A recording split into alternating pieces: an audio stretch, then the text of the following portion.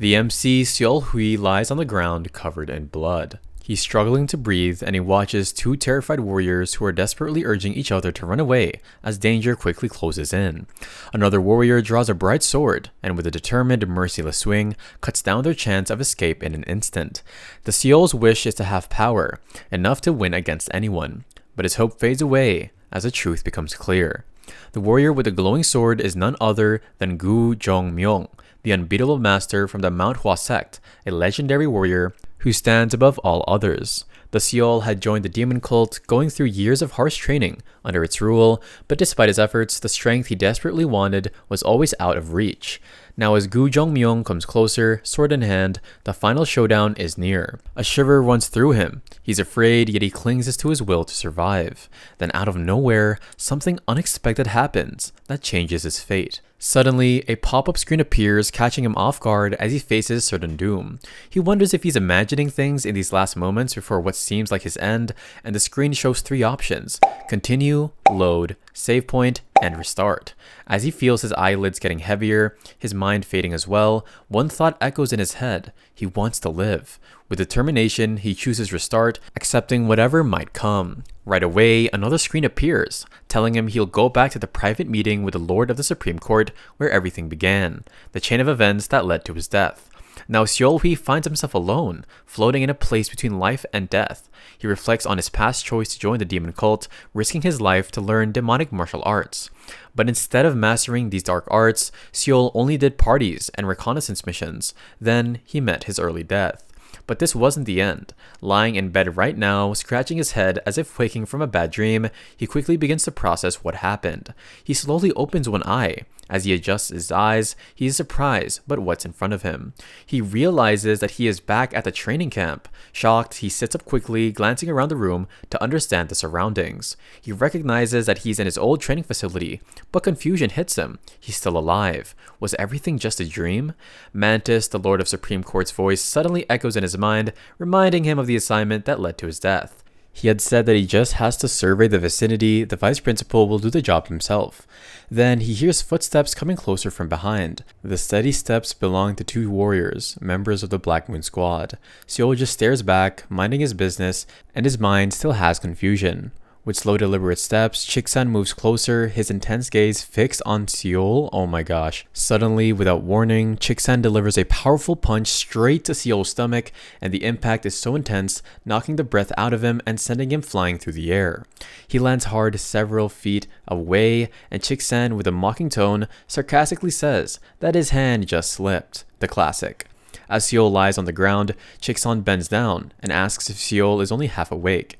He states Jongmyung isn't just any warrior, he's a captain of the Black Moon Squad. Even though Seol is in clear pain, his mind is focusing more on the situation than the ache in his body. Memories rush back, reminding him of a past moment when he received a similar punch for failing to address Jokmyung properly by his title. Seol tries to guess what he will say next, and his memory perfectly matches the captain's words. Seol feels completely shocked. Jokmyung, the respected captain of the Black Moon Squad, looks down at him, calling him a brazen fool. Seol, still lost, finds the courage to ask what's going on. The captain tells him that the Lord of the Supreme Court is summoning him. Seol is struck by another wave of shock as Jokmyung turns to leave. But before walking away, Jokmyung pauses, giving Seol a final piece of advice, saying that he is quite fortunate. Seol remains trapped in confusion, trying to make sense of Chiksan's last words, but unable to understand their meaning. He reminds himself that he outranks Chiksan because he is a lower rank, but with Jokmyung around, there's really nothing he can do to assert himself. Secretly, Seol harbors dark thoughts, wishing for a chance to trap Chiksan and take revenge for ending his life. Suddenly, he notices strange numbers above Jokmyung's head, as well as the other warriors, showing +2 and +1 lives respectively. In the middle of these events, Seol finds himself trapped in deep, unsettling uncertainty. He wonders if everything he's been through was just a dream. With determination, he walks to the entrance of a room and announces himself, requesting a meeting with Lord Mantis. His request is quickly accepted. Just then, a flood of memories hit him hard. Among them is a haunting memory of his own death. He realizes the truth. Mantis was the one who caused his death. Mantis is sipping his tea with a sense of peace. Seol, as a leader of the Flying Faction Squad, steps forward and offers his services to the Lord of the Supreme Court. As he enters the room, he notices another person, Chon Dang, the current leader of the Court of the Holy Deity, the Red Demon Chamber as the first central bench of the Demon Academy. Within it are 5 courts, each led by a master skilled in powerful martial arts. Mantis, in particular, is a master of the deadly demonic flame, a technique so fierce it can turn even the toughest opponents to ash. Combined with Mantis's fiery personality, this makes him a dangerous force. Despite Mantis being somebody Seol doesn't trust at all, he still has to obey him due to his higher power and rank. Mantis introduces Seol to Cheondang, who remarks that while Seol may have talent, he respects certain respect for his elders. Shocked by that comment, Seol quickly drops to the ground in a deep bow, asking forgiveness for his previous lack of respect. Mantis, half-jokingly, tells Cheondang not to be too harsh, saying he might feel embarrassed in front of his subordinates. Still kneeling, Seol bitterly curses Mantis in his mind, recalling that just 4 days ago, Mantis had told him a simple nod would be enough as a greeting. But there is nothing that he can do for this. For Mantis, it all seems like a game. The Lord tells Seol to stand and then asks if he's interested in working as a clerk of the Cheon-il office where a lot of martial arts scrolls are kept. This job would actually give him a chance to study martial arts and gain the power that he's ever been searching for. But, he knows that this is just a trap. Mantis actually has other plans. It's a mission that resembles the one that led to his death before.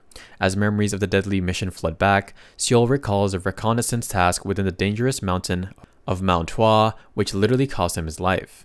Grateful for the second chance, he resolves to avoid the dangerous mission and escape with his life, as well, of course, escaping fate. As Seol tries to respond to his offer, a pop-up screen appears with 3 dialogue choices, each with strange codes beneath them. Shocked, he realizes everything around him was frozen. Time has actually stopped. The tea pouring from Mantis's pot is frozen mid-air, and even the deity remains motionless, creating an eerie still scene. In this moment, Seol becomes certain that he has somehow traveled back in time. Then he notices a flashing countdown timer, marking the seconds he has to make an important decision. Panic sets in as he studies his options, knowing his fate depends on his choice. The options are 1. I will follow any order. 2. I wish to receive another order. Or 3. I will cut off my right arm. And who would choose 3? Seol quickly chooses the middle option of receiving another order, knowing the other 2 would lead to his death. Suddenly, with a bright flash, time resumes and Seol's choice is spoken aloud. He urgently requests another mission, and he is shocked by his own words, realizing the impact of what he just said. Mantis and the deity are momentarily stunned, realizing he spoke out of turn, and Seol quickly closes his mouth. Mantis rises, saying, "You dare ask for another order." He then steps closer, demanding to know how Seol could dare ask for one. Seol, trembling with fear, watches as a legendary fire mask demon style begins to take form. A fierce energy fills the air around him as well. Instinctively, he inches backward on the floor as Mantis approaches, and Seol's entire body shakes. He feels as if a fiery serpent is biting into his neck, and its flames consuming him from the inside. His hand flies to his neck, a desperate attempt to reassure himself that he's still alive. Now Mantis stands directly in front of him. He is completely helpless with no way to escape. Suddenly, he unleashes his power, a burning strike, and it tears into Seol, ripping away a portion of his shoulder and neck. Seol's hand instinctively moves to his neck, checking if he's still alive, as he feels the searing pain where his flesh has been burned away. Disclaimer, by the way, this manhwa is kind of crazy. With a loud commanding voice, Mantis shouts, "Stop!" A sharp blade glints just under Seol's chin, halting just before it could end his life. A female warrior dressed in black, holding 2 long blades, suddenly appears in front of him. He is stunned, unable to comprehend her incredible speed, and slowly, he then realizes that Mantis's shout saved him from a certain death that would have come from the female warrior's blade. As she retracts her blade from his neck, he then recognizes her, and she is Mantis's personal bodyguard, Hyuk-bi. Mantis, now calmer, tells Seol that he's ready to listen to his explanation. Seol's survival now depends on how well he can justify his actions, and still shaking with fear, he knows his life is hanging by a thread. He then drops to his knees and bows deeply, quickly explaining that there has been a misunderstanding. He says that when he asked for a different mission, he didn't mean to sound as if he was trying to choose an order with himself. Mantis asks Seol to explain his true intentions, and Seol quickly mentions that he heard rumors about the members of Manhwa sect gathering at the Hannan border. He pretends that he volunteered for the mission because of the rumor. Hoping it aligns with the mission Mantis was about to assign him. Seol also mentions one of the demon cult's goals, which is to eliminate the Manhwa sect members, capturing his interest. Seol then requests to be sent on a reconnaissance mission to scout the Manhwa sect, saying that this is what he trained for in the Flying Assassin Squad. He adds that if Mantis could provide information on the current professor's expedition period, he'd gladly join them on the mission. Mantis takes a moment, making Seol wait anxiously and giving him hope that his lie might actually work. Suddenly, Cheondang, laughing while sipping his drink, remarks that the Falcon Heaven court must have leaked some information if even a mere squad leader like him had heard it. This surprises Mantis, who looks directly into Seol's eyes, and of course, our MC just flinches slightly, waiting for Mantis' final decision. With a smirk, he reveals that the mission Seol wants is indeed the one he was going to be assigned.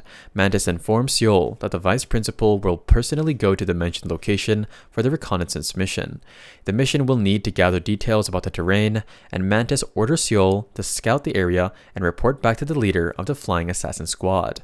With a loud voice and a deep bow, Seol accepts the task, and Mantis ends the conversation by sending him off, relieved that his life has been spared. He then stands up to leave, and as he does, he meets Hyokbi's gaze, pausing for a moment before continuing to walk away. Surprised, he then looks back at Hyokbi and notices a strange number above her head. Seol is outside near a water source, and he splashes his water, of course, trying to calm himself down. Slowly, he starts to believe in the reality he's experiencing now. Suddenly, he also notices another strange number and the text coin 1 along with the words last chance appearing in his reflection. Seol starts to recall Mantis' orders, realizing those words last chance are the same ones he saw before he died. For the first time, Seol remembers that at the end of his scouting mission, there was nobody to return back to, and his escape route was blocked. He then starts considering his options for survival. Running away is the first thing that comes to mind, but he knows it won't be easy. Seol understands that anyone practicing demonic martial arts gives off a dark, sinister energy, which obviously he can't hide. Frustrated by his inability to conceal this dark energy, he mutters to himself that any skilled member of the demon cult would be able to sense him from a mile away. He goes back and forth weighing his options, but every path seems hopeless. Suddenly, Chiksan speaks to Seol, catching him off guard. Chiksan just laughs at him and remarks that Seol has been given a big mission and jokes that Seol had to face Mantis' wrath for just snooping around. He then jokingly says that he was just talking to himself, implying he wasn't really bad-mouthing Seol, which is obviously a lie. Ignoring his comments, our MC just focuses on the strange number he noticed above Chiksan's head. Reflecting on his own death and the mysterious text above his head, he realizes that he's at crossroads. He can either follow Mantis' orders, which might lead to his death, or try something else. As Seol starts moving towards Chiksan, he calls out to get his attention. Chiksan turns and asks what he wants. Seol simply replies that he needs to check something, causing a sudden shift in tension. Chiksan flinches, asking what the heck he means, but there is no answer. Instead, he just moves closer and closer, his hand on his blade. Chiksan, confused and alert, prepares himself as Seol dashes forward, drawing his sword. Seol then swings his sword overhead, but he manages to block it just before it lands. The sound of clashing metal fills the air as Seol keeps pressing forward, striking again and again. Chiksan barely manages to block each strike and demands to know what the heck he is doing. Still though, Seol doesn't respond and instead continues his relentless attack, leaving Chiksan struggling to keep up with these barrages. As Seol rushes past Chiksan after exchanging several blows, he lands a final strike, leaving a deep cut on Chiksan's thigh, and blood begins to flow. Finally, our MC speaks, repeating Chiksan's earlier question about why he had gone to Lord Mantis' office. While preparing for another attack, Seol answers that he was looking for anything to make him stronger, but no matter how hard he searched, he couldn't find any answers. Of course, he was fueled in anger by his frustration, and he unleashes a series of new moves called the Black Demon Seven Swords. Chiksan struggles very greatly, barely managing to block each swift strike. In desperation, Chiksan shouts at Seol, calling him crazy, and warned him that this won't end well. Driven by determination, he then charges at Chiksan again, and their swords clash once more. Although Chiksan blocks the attack, Seol refuses to give up, unwilling to let his previous efforts go to waste. For the first time, Chiksan attempts an attack of his own, breaking from defense.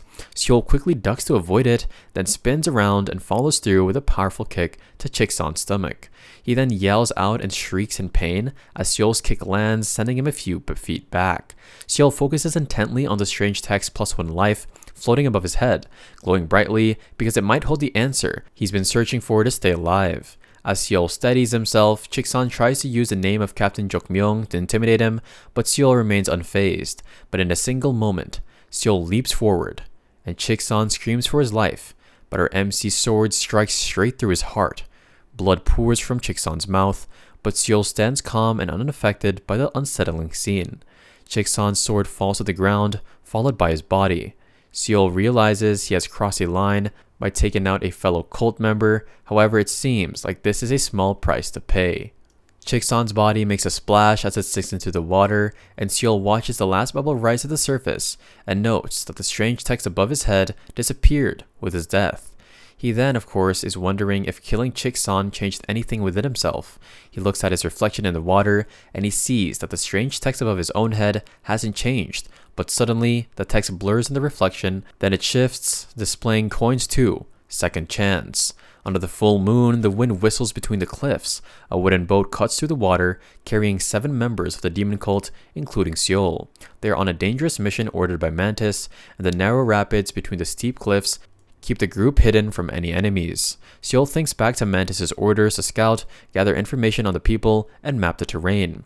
As he clenches his fist, he realizes with disbelief that he's reliving the events that once led to his death. Yet he knows he can't stay behind, because doing so would mean facing Jokmyung, which would lead to absolutely certain death. The boat then reaches the final stretch of rapids and gently docks. The group quickly regroups, preparing to begin the reconnaissance mission. Seol pauses for a moment before stepping off the boat, looking at his reflection on the water to reassure himself that killing Chiksan had some purpose. Seeing the text above his head gives Seol a slight sense of relief, but he's still uneasy because he doesn't fully understand what it means. Just then, he's startled by a voice. Captain of the Flying Assassin Squad, Chol Soo-jin, is approaching. She informs him that members of Manhwa sect are nearby and orders everybody to stay alert and hidden. Soo-jin instructs Seol to lead the mission and report back with details on enemy numbers and the terrain. Seol is quite surprised that Soo-jin, who commands 3 squads, isn't leading the mission herself. Before he can ask, Soo-jin orders them to start immediately. Taking point, Seol leads them through the tall grass towards Haman Pass, and Seol tries to remember the exact events from last time, but the details are kind of fuzzy. All he knows is that things went very wrong very quickly back then. This time, he has a sinking feeling about the mission, and 2 thoughts cross his mind. Either Mantis ordered Soo-jin to send them on a suicide mission, or Soo-jin is betraying them to the Manhwa sect. Now, armed with this critical knowledge, Seol presses forward with the mission. Seol leads the group confidently toward a path to the right, though the others are confused by this unexpected choice, and Seol stays firm in his decision. A couple of people quietly murmur to each other, wondering why they're going right instead of following their original order to go left. Despite their doubts, they follow Seol obediently, taking their unfamiliar route.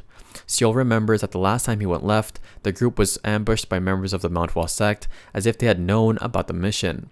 Now Seol is focused on surviving, growing stronger, and making sure all his years of training were not wasted.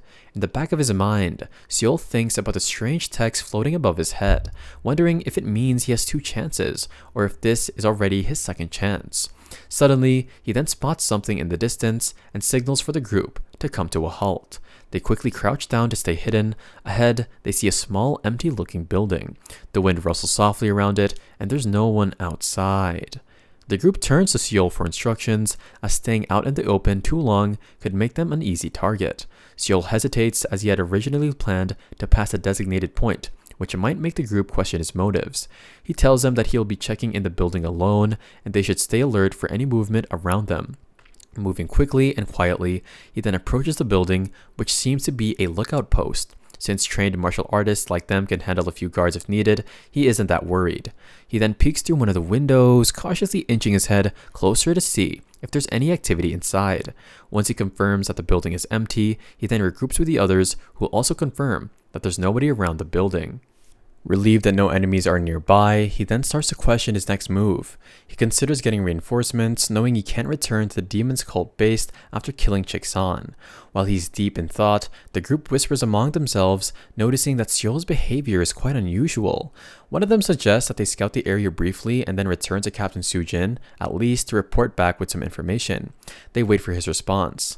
The group falls silent, feeling tense and uneasy. Seol is still trying to decide whether to answer the group member's question or to stay quiet, because all he could do is to stare at the words before his eyes as a pop-up screen appears, and it says that an enemy has appeared, and it gives 3 options: the first to fight, next to talk to the enemy, and third to run away. And yeah, we're gonna probably pick that third one.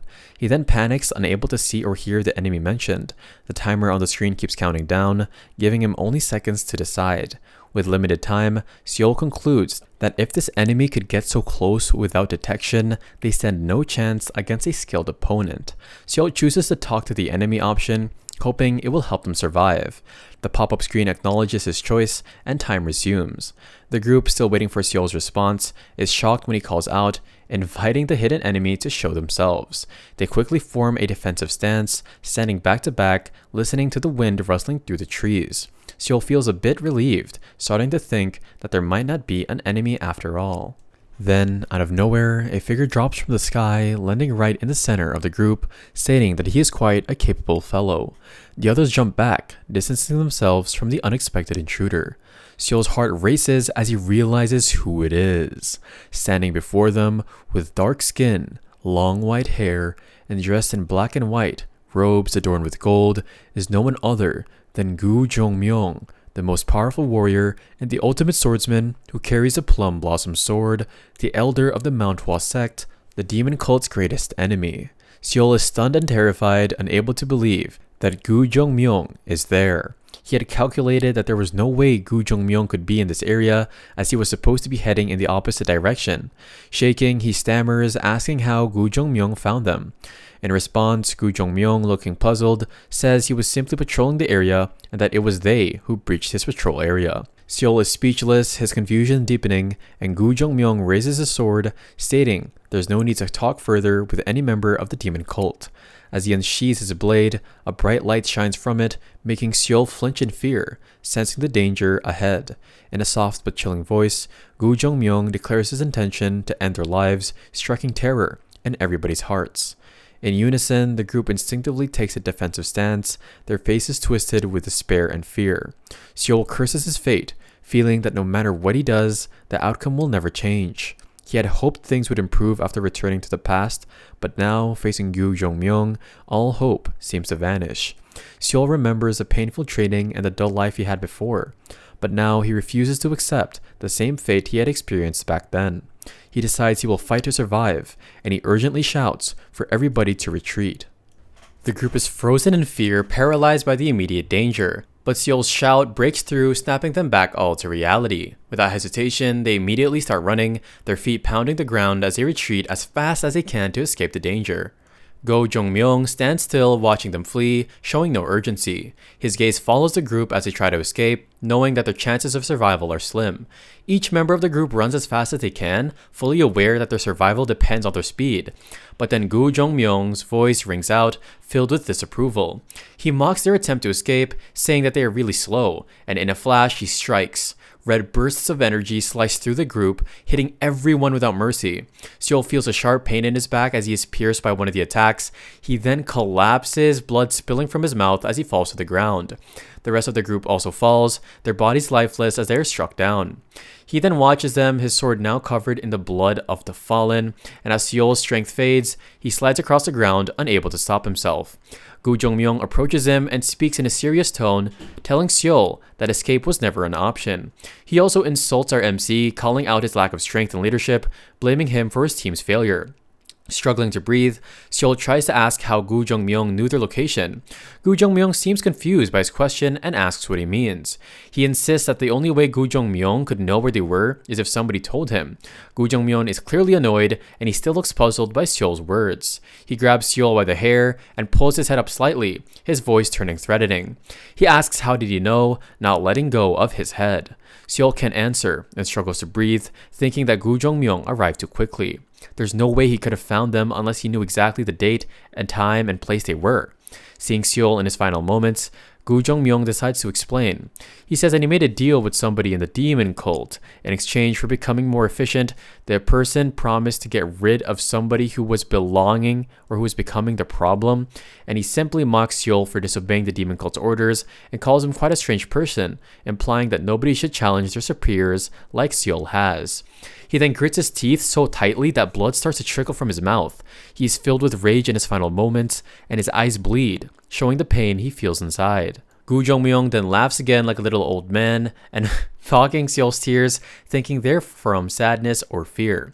But then he suddenly stops laughing and lets our MC go. He thanks Seol for helping him increase his skills. He then raises his sword to finish off our boy, and Seol, bloodied and unable to move, trembles in fear, realizing that this will be the second time he is eliminated by this man.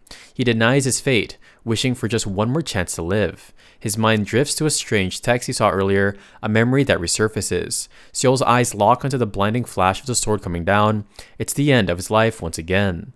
Seol's consciousness fades as he finds himself in a dark, watery place, caught between life and death. Suddenly, a pop-up screen appears, just like before, with the familiar choices. This time, though, a timer starts ticking as soon as the screen appears. The pop-up screen triggers something inside him, and he recognizes it this time, and the situation feels different from before.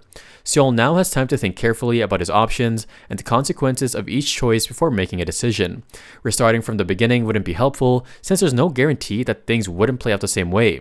Hoping for something different, he then selects load save point, but when it actually responds, it shows 3 empty save slots with no available files. Confused, our boy tries to understand what's happening, but the screen changes again, showing that there's no save record he can return to. Stuck, Seol can't proceed with his initial choice, and the screen then shows only 2 options remaining. The timer keeps counting down, and in panic, Seol selects resume. But the screen changes again, telling him he can't resume. The explanation says that resuming isn't possible when facing a rival with higher martial arts skills, or when dialogue when the opponent isn't an option, because yeah, our MC ain't going to be able to say another word. Suddenly, an image of Gu Jongmyung appears on the screen, showing his official title and a list of different attack types, each with its own damage value. Seol is shocked by he's shocked by how high the damage numbers are, each in the millions. Then an image of Seol appears, showing his title along with his attack types, but the damage values are much lower, barely reaching 2,000. He is then left speechless, staring at the huge difference between his attacks and Gu Jongmyung's. The screen repeats the warning that the gap in their power is way too big, and of course, trying to continue the fight would lead to the same result. With no other option, he clicks restart, feeling even more hopeless. In this strange place, with all its confusing choices, he feels powerless, knowing he's far from reaching the strength he needs to. The screen gives him the same message as before, saying it will take him back to the time before his private meeting with Mantis. Everything goes back, and when Seol opens his eyes again, he looks at a patterned roof. He sits up on his bed in the training grounds, feeling a mix of disbelief and resignation as he realizes he is stuck in the same day, living through the same events again. The repetition feels surreal, and as he starts to chuckle at how strange everything is, he wonders if he's literally just unfortunate, half hoping it's true if it means he could find a way to survive. Taking a deep breath, Seol tries to come to terms with this new reality. He quickly gets out of bed to avoid running into 2 people who are heading his way. He regains his composure and plans to hide before anyone sees him. As he hears footsteps, 2 figures approach. Chiksan, looking confused, says to Jokmyung that Seol should have been here by now. Chiksan tries to find Seol, but both Chiksan and Jokmyung cannot detect his hidden presence. Seol watches him closely and notices that the text above Chiksan's head is now gone. He figures out that he can only collect lives from people once, which is actually pretty good, meaning he pretty much has his last life left. Seol clenches his fist tightly, feeling desperate for power. He then swears and vows that he will get as strong as possible to defeat all his enemies and survive until the very end, no matter what it takes. Seol takes a deep breath in and starts running out of the training grounds, avoiding any encounters with other demon cult members. He eventually stops, exhausted from both the physical running. By chance, he spots his reflection in a mirror leaning against the wall. He sees the text above his head, showing that he only has 1 life left. Seol bites his lip in fear and frustration, knowing his chances are kind of slim now, guys. He sighs deeply and wonders what he should do now. Seol as he has already failed twice and discovered that there are enemies that cannot be avoided nor can be defeated. Seol, still full of thoughts, tries to figure out the best course of action. After a few moments, he starts running again, because of course that's the only thing he can do, and Seol enters Lord Mantis' quarters, announcing himself loudly as he enters the room. He slams his head before the Lord and Cheon-dang. The Lord just looks down at him, a little surprised by his entrance. Seol wonders why he has restarted his life just before this meeting with the Lord and Cheon-dang, trying to find a clue. This time, Seol is determined to face the situation head-on, and Lord Mantis tells Cheon-dang that Seol is the person they had been talking about before he entered. He then responds, saying that Seol seems like a promising member of the demon cult. Seol quickly notices the difference in their dialogue from his previous attempt, trying to figure out if the bow was the cause, or the bow, sorry. Lord Mantis then asks Seol if he would be interested in working as a clerk in the Cheon-il office. Seol hesitates for a moment before answering. This offer is the same one he was given before everything became life-threatening. Seol quickly raises his head and slams it hard on the wooden floor, apologizing and saying he doesn't deserve the honor of that position. Both Lord Mantis and Cheon-dang seem surprised and confused by his response, and they remain silent. Lord Mantis moves on quickly and says he has a new mission for him. Seol interrupts him, stating that he has something to confess. His heart races as he cuts off Lord Mantis, but his gamble pays off when a pop-up screen appears in front of him with 3 dialogue options to choose from. These are the same options he had seen in his previous life, and time freezes once again, and Seol finds himself alone with the pop-up screen, and his heart pounds even faster. This time, Seol rules out the first 2 options because choosing them had cost him his life. He then selects the last option, offering his right arm, and as soon as Seol makes a choice, time starts moving again, and he has to immediately declare that he will sacrifice his right arm for his lord. Lord Mantis asks him to explain his comment about sacrificing his right arm, waiting for a reasonable explanation. Seol, sweat dripping down his face, is determined to find out where this new choice will lead him. He then responds to Lord Mantis, telling him that he had been thinking it was arrogant to ask for advanced techniques before he was ready. He explains that his desperation for power made him sneak into Lord Mantis' office, trying to find anything that would give him strength. Seol slams his head onto the floor and says he does not deserve to live after such disloyal actions, and he expresses that he wants to prove his loyalty by making a sacrifice. Lord Mantis taps his finger on the table, saying, reacting to Seol's actions, while Cheon-dang comments that Seol is more interesting than Lord Mantis had mentioned. A short sword falls in front of Seol. Seol looks up at Lord Mantis, surprised by the sword, and waits for a comment. His eyes glow with red and anger as he tells Seol to go ahead with the sacrifice. Seol's heart races as he picks up the sword. He brings it closer to his right shoulder, telling himself he might survive this if he passes the loyalty test. Seol clenches his teeth and swings the sword down, pushing it against his shoulder. He tries to stay calm, but the pain becomes unbearable, and he screams in agony. Lord Mantis shouts out and tells him to stop. Suddenly, a swift motion knocks the sword out of his hands. Seol stops screaming as the blade is taken away, and he finds himself facing Hyuk, Lord Mantis' personal bodyguard. In second, the sword falls behind him, covered in red, and Seol stares at Hyuk, wondering if she had stopped him from completing the sacrifice of his right arm. He notices the text above her, which says 4 lives. Seol feels relieved that his arm is spared, but notices that he can't move it because of the injury. Lord Mantis speaks to Cheon-dang, saying that Seol is very amusing. Cheon-dang agrees, and they both start laughing. He then also adds that he has never seen a demon cult member go so far to show loyalty, and he likes Seol's spirit. Suddenly, a wooden tag falls to the ground, startling our MC. He tells our MC to get the tag, and as long as he has that, it will give him access to the Cheon-il office. He then picks up the tag and stares at it, thinking that this third choice was the key to his survival. He then bows and says thank you, saying he will never forget this, and of course, he then replies that Seol had better not forget. He then, of course, both of them begin to continue laughing as our MC excuses himself and leaves the room, clutching his wound on his right shoulder. As he walks, he realizes that the options on the pop-up screen hold a way for him to survive. The laughter grew louder with every step our boy took, and he vows never forget this moment, this embarrassing moment, his determination growing stronger, and of course, he quickly glances back at the two of them laughing and squeezes his wounded shoulder in anger. After cleaning himself up, Seol heads to the Cheon-il office. He approaches the person in charge and provides his personal information, name, age, and experience. He says he is Seol, 27, 8 years in the Flying Assassination Squad. The person pulls out Seol's file and reads that Seol is ranked 12th out of 1,000 trainees at the camp where he currently lives. He also waits for further instructions while staring at this person. The person looks back at Seol, silently trying to assess who he is. He wonders why a highly ranked warrior is there in the archives.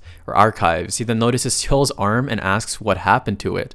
Seol quickly responds, saying he had an accident, and tries to steer the conversation away from the topic. As a person flips through Seol's file, he notices Lord Mantis's name written in the corner, meaning Lord Mantis personally recommended Seol. After reviewing all of Seol's information, the person decides not to ask any more questions and tells Seol to follow him. The person turns and starts walking, and Seol follows closely behind. They go down some stairs, and the person explains that this is where Seol has been working, or actually will be working. He'll be responsible for managing the books in that section, and he is quite surprised and amused, but listens as a person begins babbling on. Just kidding. He begins to explain. His job is pretty much to sort and organize every single book, and if any are damaged, well, he will be held responsible. The person asks if our boy agrees and understands, and he wonders if he has any questions. He says, "I got it," and the person explains how to sort the books by category, but our MC just completely stopped paying attention. He looked around the room and realizes that the books in the room of the archives are mostly beginner guides or useless information. He doubts that the Lord and Chondang know that these archives hold nothing valuable, certainly not advanced martial arts books. He then speaks up, saying that he doesn't need anything fancy. He mentions the name Du Hong, that he only needs to learn something that will help him take out Du Hong. As of course he says this, text appears above his head reading +1 life. He thinks to himself that even if this life doesn't end well, he can go ahead and try again. He then calls out to the person, the secretary of the office, questioning his skills. He turns to look at Seol. Seol thinks that even if he messes this life up, his next life can be different. He wonders how much he excels in martial arts. He calls for Do Hong, and Seol nervously questions if he can win against him, that he of course can't even use his right arm.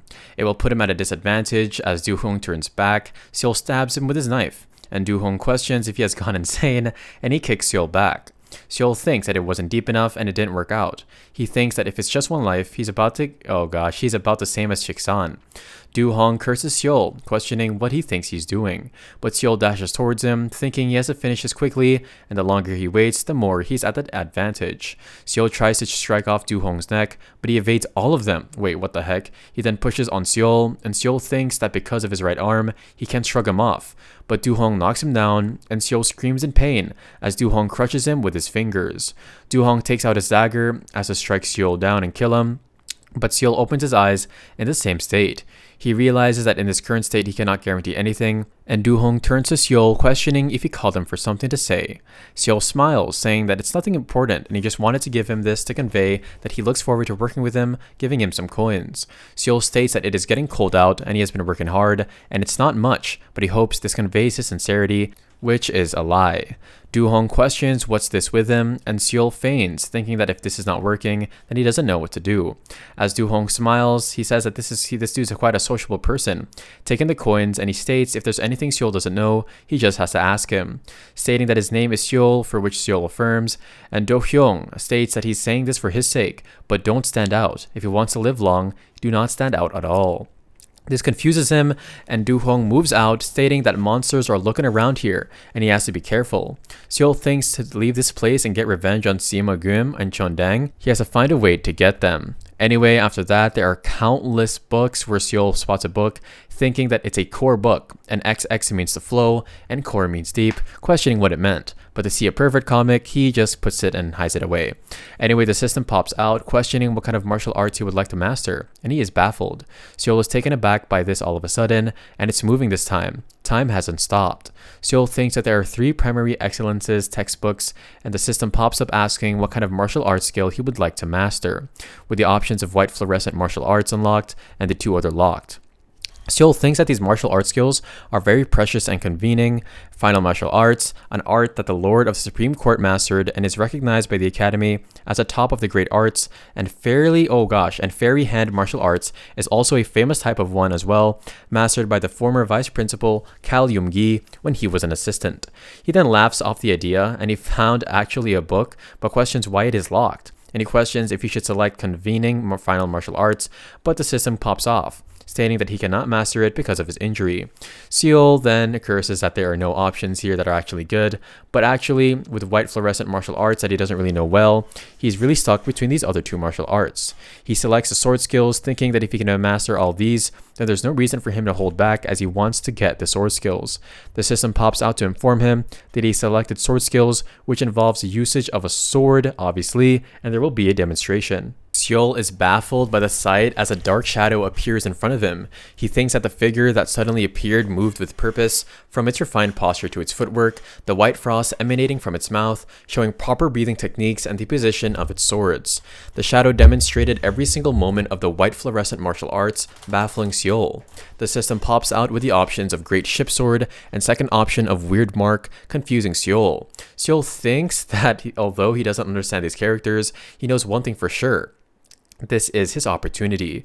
He takes out his sword, thinking that an opportunity is here to try again. While he doesn't know why this sort of thing is happening to him, he will take the advantage of it for revenge and to survive. In the library, a mouse is nibbling bites when it gets shocked and gasps. Seeing Seol's evolved form, he strikes down the wall with his sword glowing with power. Seol is baffled by the impact of the white fluorescent martial arts, thinking that this much power, in just one moment, has penetrated the wall, crushing it down and creating a hole in the wall. Seol is highly motivated, and 1 month has passed since then. Seol is continuously training in martial arts. He's determined as he practices the steps and punches with his left hand. Mastering swordsmanship made it easier to grasp combat and footwork, but no matter how hard he tried, he couldn't understand how to use a great ship sword. He read the notice display, understanding what it asked him to do with his left hand, but he really couldn't follow the movement directions. He stated that it would be great if he could use a great ship sword, but through an unexpected and bizarre fate, he acquired something he had never thought he could hold in his hands, and he might be able to eliminate Du Hong. Seol then giggles at the thought, thinking he'll just clean this up in case. Du Hong might come in, and while going through the book, Seol says it's so boring, endless, and maybe he'll read the basic skill books in the future as he's putting it away. Anyways, it might actually help him with a textbook on the 3 primary excellencies. From behind, a person steps in, asking if somebody is there, and Seol feels a shiver down his spine, thinking there's no way it could be him. The person asks if something is on his face, and Seol recalls Du Hong's words, saying that he shouldn't stand out if he wants to live long. Seol realizes Du Hong was right, and that this person is a monster, seeing 10 lives above his head. Nervously, Seol bows his head in apology, to which the person responds there's no need to be so cautious, and asks what to call him. Seol replies he can call him Seol, thinking that Hyukbi, who guards Simaguim, had 4 more lives, so for somebody to have over 10 lives, this man must be incredibly powerful. The person asks what he is doing, and Seol replies that he received orders to organize the bookshelves. The person asks if he was in the middle of organizing, saying that's good, and to let him ask one thing. Seol states that he can ask him anything. The person states there is a book he held precious and asks if he has seen the book, called 3 Primary Excellencies textbook, sending shivers through Seol's body. Seol realizes he's holding the book, and the system pops up in front of him, stopping time, stating he has to select one of the options. The first is that saying that he has never seen the book, the second that he has mastered those martial arts, and this being the third one. He grits his teeth, realizing that this happened again, and he needs to keep his cool, because if he says one wrong thing, he'll die on the spot. He curses himself for finding this book, but thinks more importantly about those options. He can't say he mastered the book, because obviously he can't choose either option, realizing he's going insane, wondering what to do, with the time running out. He thinks he must choose something and has no option but to pick the less terrible one, that he has never seen the book. Time then resumes, and Seol states he has never seen the book. The person pauses, asking if he hasn't seen it. Thinking briefly, the person moves on, asking where he left it. Seol breathes a sigh of relief, thinking it worked, and suggests to the person that he'll help him look for it just in case. The person says he can't remember where he left it and walks forward, and he takes a breath as the person suddenly pauses, saying he just remembered where he left it. He nervously asks where, and the person glares at Seol with murderous eyes, declaring that it's the book that he's holding, and Seol realizes he's been caught in 4K, sweating down rivers in his face. The person takes slow steps towards Seol, while Seol clenches his fists, wondering where he went wrong, and what's going to happen to him. Seol thinks it's impossible to escape from this monster for now, and wonders if he should keep insisting he doesn't know what the person is talking about. Seol tries to say something, but the person suddenly laughs, leaving him baffled, as he states that he was just joking and messing around with him, which actually confuses our boy. The person mentions that he is new, right? Introducing himself as Byul-gi, and greeting Seol, saying it's nice to meet him. Yoolgi states that he's going to go look for some books now, and our MC is still terrified, thinking that this person was laughing so much it felt insincere, and he can't tell if it was genuine or not, and he just wonders who he is. After some time, Yoolgi, quietly browsing, speaks up, asking if Seol came here by recommendation of the Lord of the Supreme Court, for which he confirms. Yoolgi remarks it's unexpected that the old geezer actually did that because he isn't the type to ask favors, but Seol insists he treats him well. Yoolgi replies that he treated him so well, he made his right arm, which is crucial for a martial warrior in that state. Seol realizes that Yoolgi knows about him, as Yoolgi apologizes, saying he didn't mean to do a background check, but was just curious about the new scribe. He states at least it wasn't the neck, because it was better to roll in dung in the world rather than the afterlife, although he showed up trying to master martial arts at the academy. Seol, annoyed, thinks Yoolgi is getting on his nerves. Wondering who he is to call the Lord of the Supreme Court an old geezer. Yoolgi asks if he doesn't remember him, and then questions among the younger ones who could call the Lord of the Supreme Court old geezer, which actually confuses our boy. He wonders if Yoolgi is reading his mind or something and tries to deny it, saying he'd never assume such things. Yoolgi assures him it's fine to think so, then suddenly, oh my gosh, he asks about the white fluorescent martial arts, questioning how much he mastered, leaving our boy stunned. Seol wonders who this guy really is and if he's testing him. He then stammers, saying he doesn't know what he's talking about, and Yoolgi passes by, saying that is fine. Seol tries to convince him that with his useless right arm, he could never master martial arts, and Yoolgi whispers to him, saying there's no need to be serious, and that if what he says is false, he have deceived him, causing him to sweat even more. He then tells him to keep working hard as he walks away, and Seol breathes a sigh of relief, thinking his heart was going to explode, but wonders why Yoolgi isn't leaving. The system pops up with options. First is that Yoolgi is possibly one of the 4 disciples of the Heavenly Demon, the Earth Demon. Second, to be honest, that he did master the white fluorescent martial arts book. And third, to assume Yoolgi isn't in a different situation than he is. Seol questions the system's prompt and realizes Yoolgi is one of the Heavenly Demon's disciples, ranked 30th within the Demon Academy, and is pretty much a legendary martial artist, or at least a top one, pretty much a living monster. Back with worry, Seol thinks he can't choose the second option, as saying he mastered this would pretty much mean that he lied to her, or to him. This guy kind of looks like a girl, by the way. The third option is unthinkable, and nothing he should say, leaving him no choice but to pick the first option.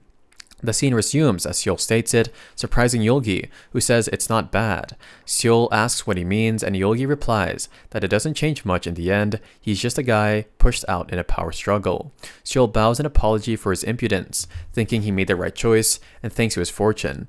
Yet if the Earth Demon's position had been hidden, it would have been the worst case scenario, and Yoolgi says it doesn't matter, and tells Seol to continue his work.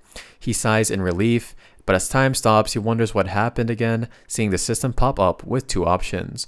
Clenching his fists, he then sweats even more, realizing it keeps popping up and he has to choose again. He has to either admit that of course he learned the book, or this is actually going to go bad. He states the truth to Yoolgi, the Heavenly Demon, and Yoolgi says that means he deceived him, as he dashes at Seol, asking if he has a death wish with his sword drawn, but just when he is about to eliminate him, time stops. The system pops up, asking him to select remaining options, that the Heavenly Demon doesn't seem to be in a much different situation than him, with Seol still hesitant to choose, but to see the Heavenly Demon just about to strike if time resumes. He then gulps nervously, realizing that at this point, it's not a choice, he's being forced to make the worst decision. Seeing the countdown, he thinks that this time is different from before. The time displayed is in 3 digits, almost as if it's giving him a chance to find the purpose of the question. He realizes that there might be a way out. If there is a solution, then the only obstacle is a question in front of him. This has to be either the best or worst option, given that all previous situations have been similar, so he decides that this must be the best choice as well. He notices a Heavenly Demon disciple openly hostile toward him, and knows he must find a way to convince him, questioning what he can do. Then he recalls Yoolgi's words, stating that the old geezer isn't the type to ask favors from anyone. He thinks of the Earth Demon's words, which didn't seem supportive of the Lord of the Supreme Court, hinting at a lack of interest and power. Interesting, guys. If those words were genuine, then perhaps the Earth Demon is in the same position as him. He understands the desire for strength better than anyone, feeling he can relate and offer his support. This might be a way to gain the Earth Demon's trust, recalling that Gu Zhongmyung's words that both sides gain efficiency when one benefits and the other removes obstacles. Seol considers that he might be able to help the Earth Demon go against Gu Zhongmyung, and also give the video a like if you made it this far. Seol thinks back on somebody from the Demon Academy who interacted with a member of another faction, recognizing that it was the Lord of the Supreme Court. He realizes that this is his chance and prays it will work. He decides to take the option presented as the Heavenly Demon disciple pauses, questioning what he just said.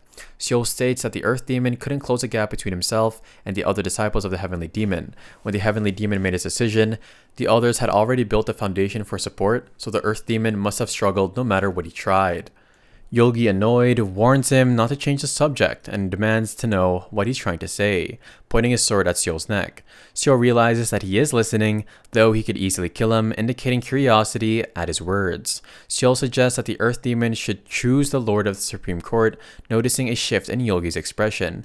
Seol bows and explains that the Supreme Court is central to the Red Demon Palace. Obtaining it would be a huge asset, allowing him to control the Red Demon Palace. Isn't that why Yogi came to him in the first place?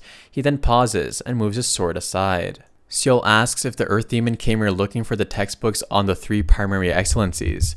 If he'd found it, he would have left already. Seol realizes the Earth Demon must be here for another reason. Perhaps he is seeking somebody who could reveal the Lord of the Supreme Court's weaknesses. Ganma questions why Seol would think that, to which Seol replies that the Supreme Court ordered the Flying Assassin Squad to conduct a search and reconnaissance mission, and that it's been a month since he came to the library. Only Seol was removed from the squad, which couldn't have been a coincidence. Seol reasons that if he had repeated his previous actions, everyone in the squad would be dead by now, and Earth Demon must have heard the rumors. Very smart. Seol believes that in the Earth Demon's eyes, he appears unusual, otherwise there would be no reason for the Earth Demon to be so attentive. He then laughs, calling Seol amusing and noting that he understands why the old geezer dislikes him. Finally, Ganma asks if Seol is claiming he can provide this weakness. Seol affirms, and Ganma challenges him to name it, wondering if Seol had any evidence or if he's just bluffing. Seol responds that the Lord of the Supreme Court's weakness is Manhwa's sect elder, Gu Zhongmyung. Ganma demands evidence, but Seol explains that the Lord of the Supreme Court is too cunning to leave any behind. Though it's just an assumption, it could be valuable to the Earth Demon. He knows there are many powerful people nearby, but if it narrows down to one, the Earth Demon may be able to reveal the truth based on this lead, and that's pretty much huge, guys. He then smiles and agrees to listen, making Seol nervous. Ganma asks his name, and Seol introduces himself as Seol Hui. Ganma says he needs Seol to do one thing for him first. Seol questions what it is, and Ganma replies that there's an enemy he must take out. Seol asks if it is really necessary, to which Ganma replies that it is a matter of trust. He needs verification, as Seol might still be on the Lord of the Supreme Court side. Seol knows that this isn't about his ability, but something he has to do. He affirms that he'll do it, pledging as a Flying Assassin Squad leader to execute the person. Outside the library, Seol, exhausted yet prepared with his sword, walks down, recalling Ganma's words that he will be waiting on the 12th floor at the top of the library, and all Seol has to do is eliminate Jokmyung, then come and find him. He thinks that the Earth Demon likely doubts his ability to eliminate him, and the others probably think the same. However, Seol knows he's on a different level. He calls out his status window and notes his average stats, with only 3 skills: the Heavenly Demon Sword Energy, the 7 Black Demon Swords, and the White Fluorescent Demon Arts, and the White Fluorescent Arts are pretty cool. He then decides to use his defensive skill, Cloud Retreating Step, realizing that his only chance of survival, despite the overwhelming disadvantage, lies in the White Fluorescent Arts. Moving forward, he contemplates when a person feels most relaxed, perhaps while eating, dating, or sleeping, but of course he dismisses these thoughts, concluding that the most vulnerable someone can be is when they're taking a dump, and yeah, I definitely agree. Seol thinks about how he spent countless hours planning this moment, repeatedly thinking about how to beat Jokmyung, recalling how he used to vent his boredom and frustration by pummeling him. Now, he questions how he will kill this trash who takes long, drawn-out dumps. Seol decides to hide where Jokmyung is most likely to drop his guard, in the toilet. Though it's disgusting and awful, he resolves to sneak into the toilet and strike there. He figures out that he'll only have to endure it once, reminding himself if he has any chance of survival, he needs to do this and rise above everyone. Hearing approaching footsteps, Seol notices that Jokmyung has arrived, and just as expected, This guy always sticks to his schedule, and sure enough, he's settling in for quite a dump, oh gosh. He then jumps into the hole, relieved to find it clean. Luckily, or fortunately, it must have just been cleaned. Without making a sound, he watches as Jokmyung comes in and undresses. Ew. Seol knows he has one chance, waiting for the perfect moment to strike. Just as he's about to leap, something falls dangerously close to his face. Seol barely steps back to evade it, and then he jumps in to strike. The system pops up announcing that he's equipped a great ship sword and found the enemy's weak point, guaranteeing heavy damage. Seol feels his body moving on its own, attacking Jokmyung. Noticing something coming his way, Jokmyung has just a second to react before he's torn apart by the attack. The system reports that he's inflicted 1440 damage points, and as Seol sees Jokmyung's health hitting 0, he knows that he's won. Seol breathes a sigh of relief, looking at his reflection in a nearby river and feeling like he has a third chance. He calls up to the status window, thinking about the great ship sword and wondering how he was able to use it without depleting his stamina. If he can wield such power without restrictions, he could have become even stronger. Though he still feels an ache in his right arm, he lost his right arm in this life, and if news of Jokmyung's death spreads, he will have severe consequences. For now, he resolves to act for his next life. Seol debates whether to reveal everything to the Earth Demon, but decides against it. He needs to think carefully and can't trust the Earth Demon fully just yet, especially since he can't gauge his intent. Seol leaves the area and goes to report to the Supreme Court. He greets Sima Gwim, the Supreme Court Lord, by his title, and of course he questions if he's gone insane, demanding to know why Seol would dare step foot in his office. Seol explains that he had no other option, stating he personally dealt with the Black Moon Squad leader Jokmyung. Powering up his aura, he says he's curious about how he managed to eliminate him, but cuts him off as Seol struggles to breathe, feeling the effects of Sima Gwim's demonic flame. Sima Gwim demands to know how he met or whom he met, and Seol, caught off guard, asks what he means.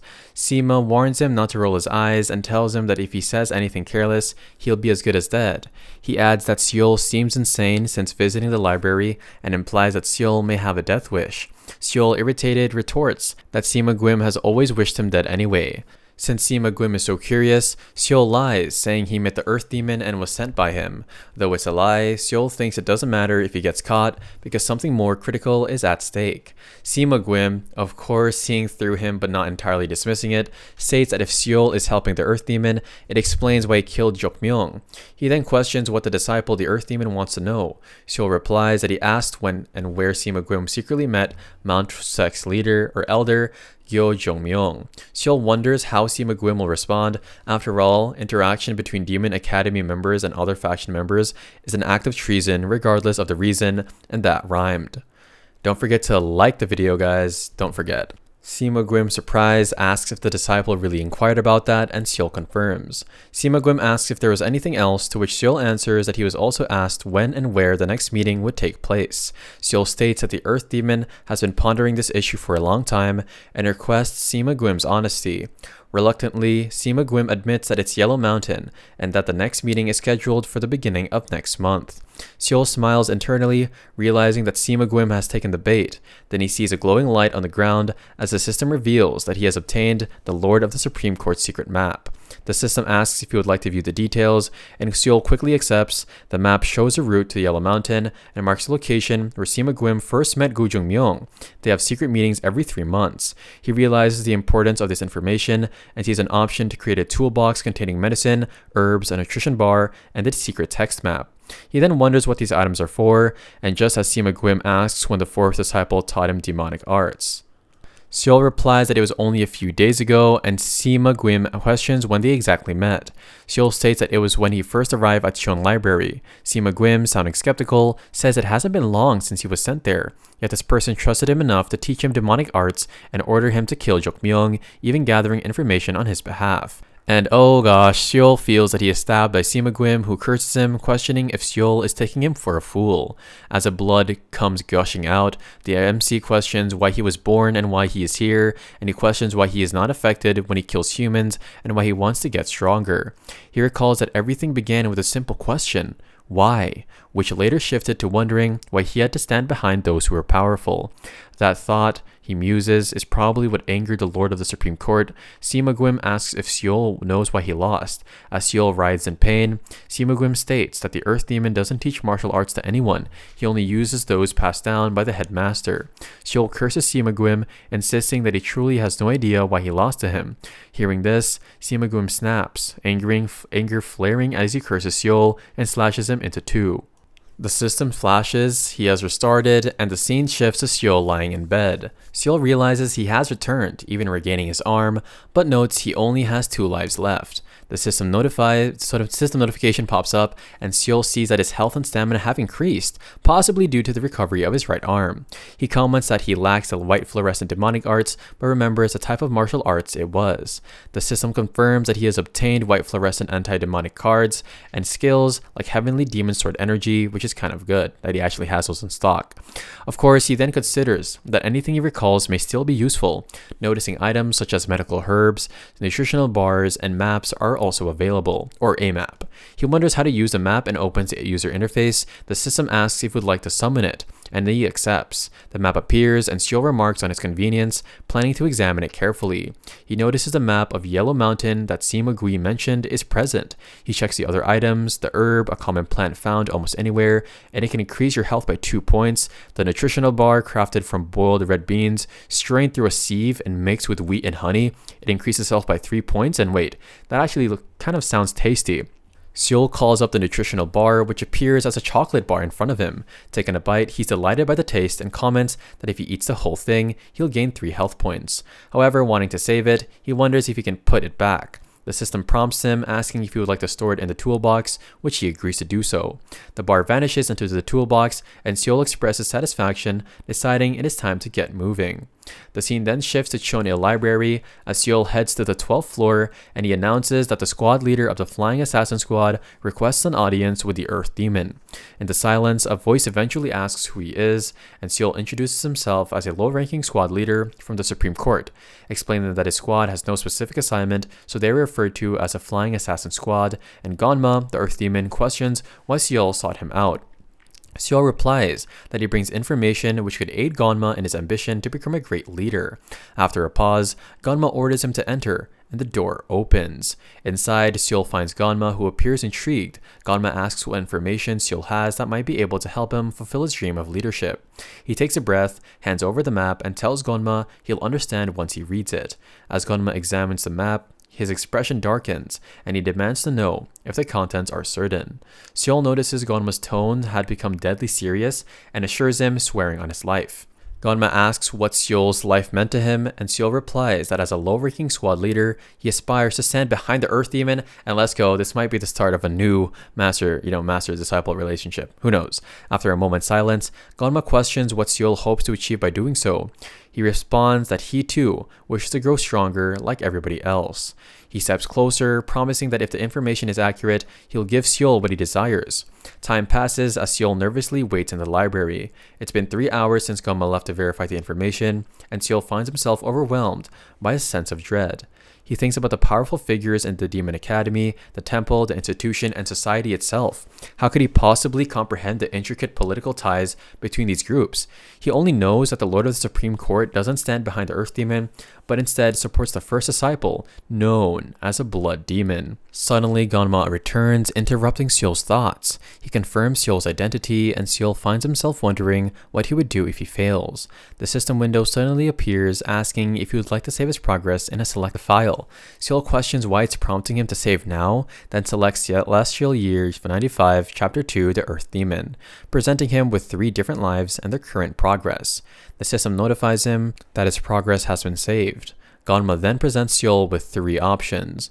The first option is to become the Earth Demon's warrior and eventually return as a vessel upon entering the military. The second is to be privately tutored by Elder Nok Jong Kwan and become the Earth Demon's closest aide. The third option is to become the Earth Demon's secret swordsman, tasked with assassinating a high-profile target, and time appears to stand still as he contemplates his choices, realizing that each path would lead him to a very completely different life. Symbols appear behind each choice, representing varying level of difficulties, and Seol swallows nervously, feeling the weight of the decision before him.